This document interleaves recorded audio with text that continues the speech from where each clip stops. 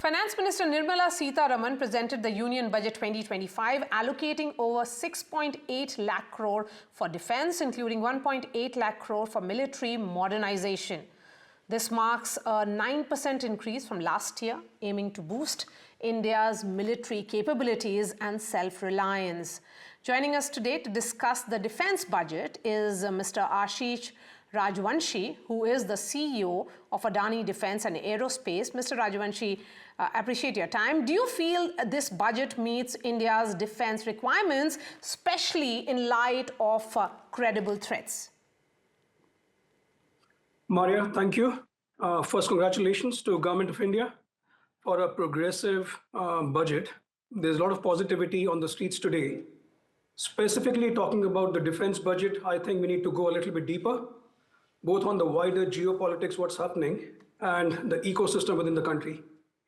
The budget has almost stayed constant in terms of capital acquisition over the last 2 years. For example, the number itself, 1.8 lakh crores, is a big number, but what's important is what's happening in the world outside. For a business as usual environment, I think this is a very good budget. When we are talking about unprecedented times, it requires unprecedented actions. And what I mean by that is in the last couple of years, the geopolitical events have actually raised and triggered the race for creating inventory and working towards self-reliance in every country, not only in India. What does that mean for India? That the friends who were available to us in the time of conflict are busy working on their own requirements. And it's important for India to look deeper into the foundational capabilities which are important from the long run. The supply chain challenges which we have faced and we are facing have to be addressed fundamentally. Of the 1.8 lakh crores, 1.5 goes into capital acquisition. $90 billion worth of programs have been committed to in the last 3 to 4 years by Indian government. And hence 60 to 70% of this budget is already committed. So the question on the table is how much is actually available for incremental spend on capital in this year on new programs, number one.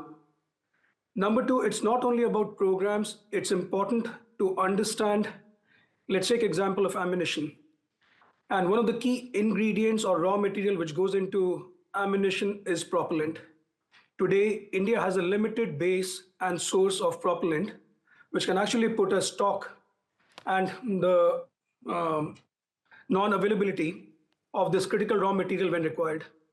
So we have to start putting our money into some of these critical capabilities across propellant, semiconductors, batteries, and some of the electronics which are forming core of our defense systems going forward. Okay, a significant portion of the modernization outlay has been allocated to buying weapons, systems and equipment from domestic suppliers to achieve the goal of self-reliance or Atmanirbharta. Last year, the government also earmarked 75% of the capital allocation for local procurement. In fact, in an interview with NDTV, the finance minister spoke about strengthening local production and businesses. What does the indigenous defense industry feel about this? So two parts. One is 75% allocation to domestic industry is definitely a welcome move. What's important to appreciate is still 90% of that is going to public sector. So I'm not against. It's important that we continue to feed the public sector. HAL, BDL, BEL have been doing an excellent job. But it's important that we start diverting some of the capital towards private sector as well. Amount of 28,000 crores has been earmarked for the private sector in 25-26. What's important is the allocation, completion, and the efficient use of this capital in the current financial year. And what do I mean by this? A couple of points. One is in 24-25, 13,000 crores of budget has been unspent, which has been returned by the defense back to the government, which talks about just the processes in terms of awarding contracts and moving the whole defense sector forward. Number two, the order book of the public sector of all the companies is completely full. What becomes important is now the delivery and the execution efficiency of this budget. and finding better models of public-private partnership to bring that efficiency between the public sector order book and the need of the private sector becomes imperative at this point in time. Number three, all the budget flowing into the private sector happening via public sector is no longer something which is going to help boost the confidence and build the capabilities in the private sector. Okay. It's very important that we walk the talk.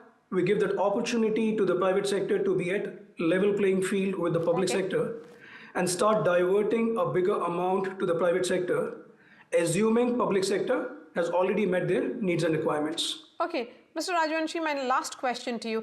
There has been an increased emphasis on AI across industries. How does the defense industry tackle and incorporate AI in defending the country's borders? You know, there are questions around employment opportunities and also challenges which would mean that AI taking up several jobs.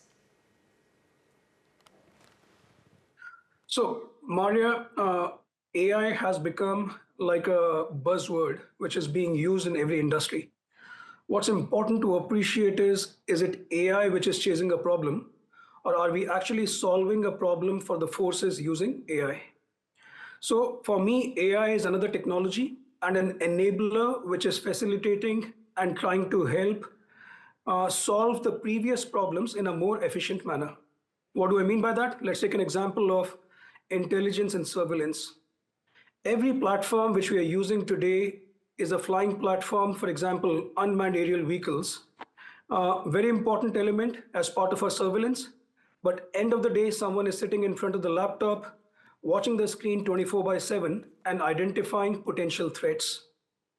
How does AI step in?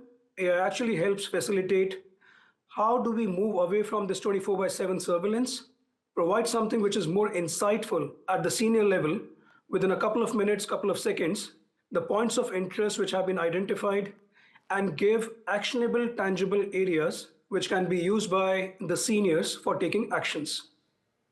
Same in cybersecurity, same in autonomous system. There are a lot of use cases which are coming up. What's important is to pick up a couple of these use cases, take them from start to finish, and develop a more wider ecosystem within India, which can actually facilitate. Okay. So if you ask in terms of the potential spend, we are almost less than 10% and less than 1% of the total spend which has gone into AI and ML compared to US and the Chinese market. Okay.